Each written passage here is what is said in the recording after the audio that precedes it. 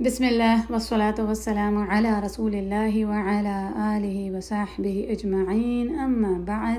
جنت کے دروازوں کے بارے میں جو ذوالحجہ کی ہماری سیریز چل رہی ہے، اس میں ہم انشاءاللہ تعالی بات کریں گے ایسے عمل کی اور جنت کے اس دروازے کی جو بخاری اور مسلم دونوں میں ہے، متفقن علیہ۔ یہ وہ حدیث ہے جس میں 4 جنت کے دروازوں کا ذکر اکٹھا ہی آیا ہے، اور وہ حدیث میں آپ کو بتا چکی ہوں اپنے پچھلے لیکچر میں، جس میں رسول اللہ صلی اللہ علیہ وسلم نے ابو بکر رضی اللہ عنہ کو فرمایا تھا کہ میں امید کرتا ہوں کہ آپ ان تمام جنت کے دروازوں میں سے داخل ہوں گے۔ تو کیا آپ جانتے ہیں کہ وہ کون سا دروازہ ہے؟ چلیے پہلے آپ مجھے یہ بتائیں کہ اسلام کا دوسرا ستون کیا ہے، سیکنڈ پلر، اور ہم سب کو اس کا پتہ ہونا چاہیے۔ یہ وہی عمل ہے جس کے بارے میں آخرہ میں سب سے پہلے سوال کیا جائے گا۔ کس چیز کے بارے میں یوم القیامہ میں ہم سے سب سے پہلا سوال کیا جائے گا؟ صلاح کا۔ اور یہ وہ نیکی کا بہترین عمل ہے جو ہم پر دن میں 5 مرتبہ فرض ہے، اور یہی جنت کے دروازوں میں سے ایک دروازہ بھی ہے، باب الصلاح، کیونکہ رسول اللہ صلی اللہ علیہ وسلم نے فرمایا کہ جو لوگ نمازی ہوں گے، نمازی بلائے جائیں گے جنت کے اس دروازے سے جو باب الصلاح ہے، جس سے صرف نمازی داخل ہو سکیں گے اور کوئی نہیں۔ اللہ اکبر۔ وہ لوگ جو اپنی نمازوں کو وقت پر اور ہمیشگی کے ساتھ پڑھتے تھے، وہ جن کی نمازوں میں خشوع ہوتا تھا، فوکس کے ساتھ پڑھتے تھے، پورا دھیان لگا کے، جو اپنی نمازوں سے محبت کرتے تھے اور اپنی نمازوں کو جان بوجھ کر دیر سے نہیں پڑھتے تھے، ڈیلے نہیں کرتے تھے۔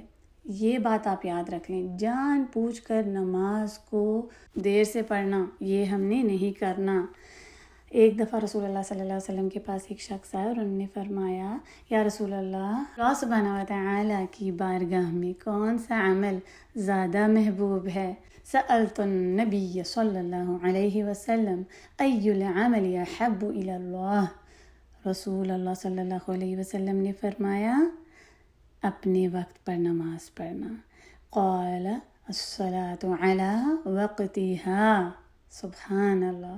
تو اللہ سبحانہ و تعالی کے نزدیک جو عمل محبوب ہے وہ کیا ہے؟ اپنے وقت پر نماز کو ادا کرنا۔ تو ان 10 دنوں میں جو ہمارے رب کو بہت محبوب ہیں، ہمیں کون سا نیکی کا عمل کرنا ہے جو ہمارے رب کو بہت محبوب ہے؟ اپنے وقت پر نماز کو پڑھنا۔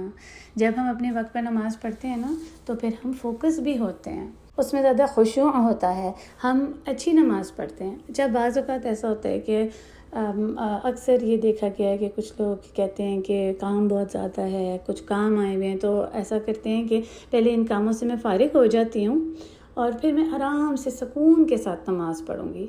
اب کیا ہوتا ہے، ایک کے بعد ایک، دوسرا تیسرا کام آتا جاتا ہے، اور نماز کیا ہوتی ہے؟ ڈیلے، دیر ہوتی جاتی ہے، اور آخر میں نماز اب کیا ہوتی ہے، یا تو بالکل ہی وقت گزر جاتا ہے، یا پھر اگر پڑھتے بھی ہیں تو جلدی اس کو پڑھ لیتے ہیں۔ تو اس لیے نماز کو پہلے وقت میں پڑھنا ہے، اور یہ سب سے زیادہ آسان اور بہترین رستہ ہے جنت کا، کہ ہم اپنے نماز کو اپنی وقت پر ادا کریں، اور ایک بھی نماز کو چھوڑنا نہیں ہے۔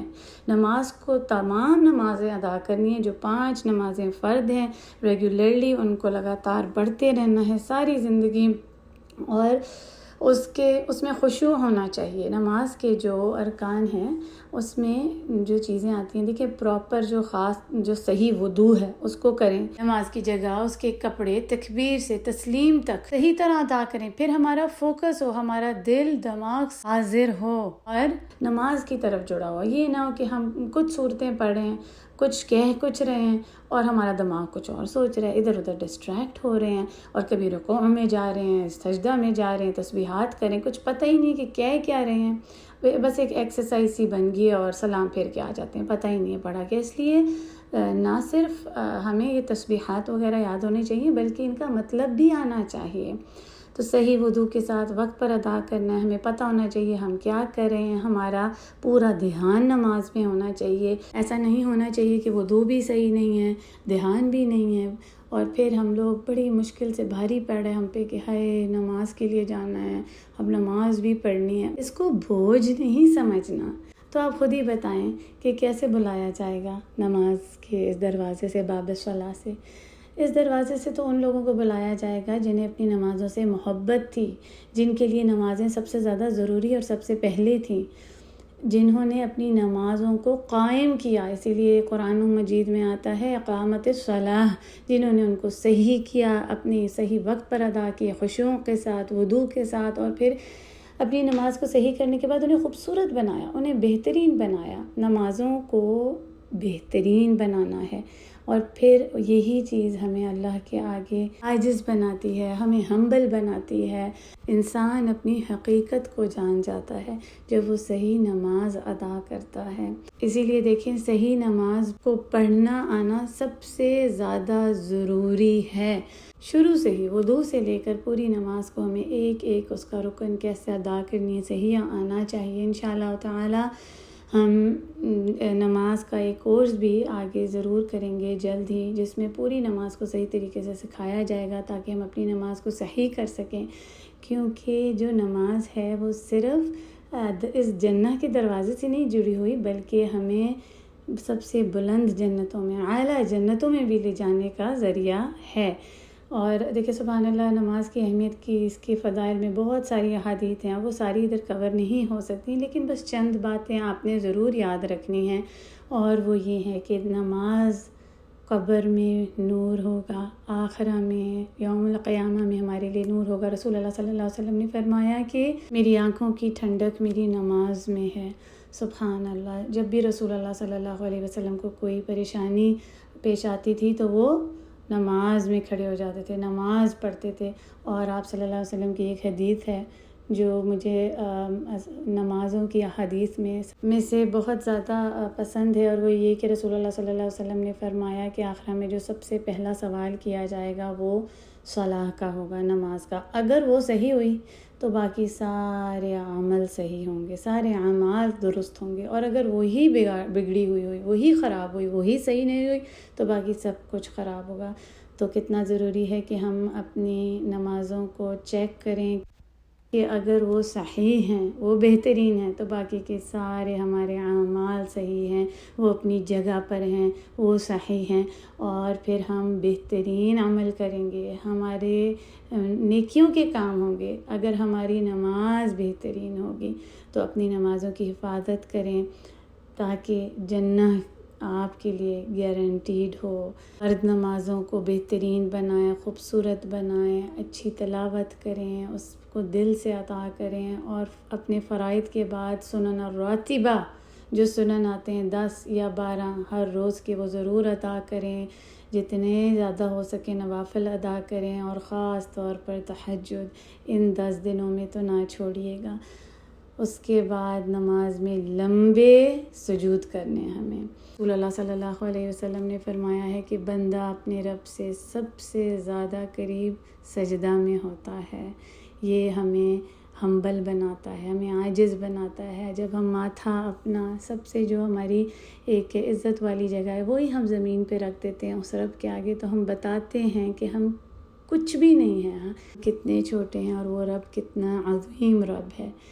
آج کی دعا بھی سجدہ کی دعا ہے۔ یہ دعا ہم نے رمضان کی دعاؤں میں کور کی تھی، لیکن بہت سارے اسٹوڈنٹس ابھی بھی اس کو نہیں یاد کر سکے، تو اب ایک اور آپ کے پاس موقع آیا ہے کہ آپ ان 10 دنوں میں اس سجدہ کی دعا کو یاد کریں اور خوب مانگیں سجدوں میں۔